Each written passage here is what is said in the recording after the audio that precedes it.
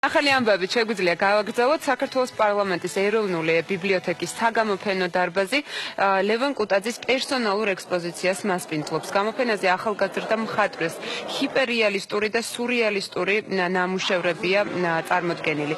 პორტრეტები, პეიზაჟები და სხვა სახის სტილოები საწერი კალმით არის შესრულებული. მხატვრობაში ამ ხერხს იშვიათად მიმართავენ.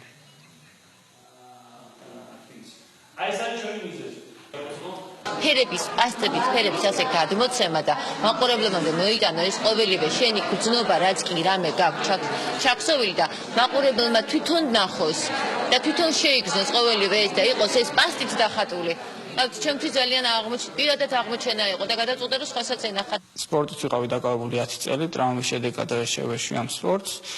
დავიწყე ხატვა 19 წლიდან, განსხვავებული სტილით, საზარი კალმებით, რომელიც არის საკმაოდ შრომატევადი.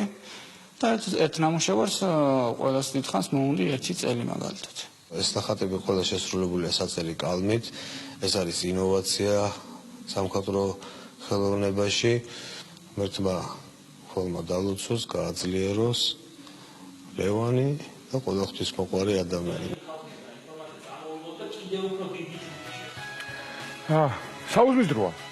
საუზმის დროა. უნდა გადავინაცვლოს ახლა.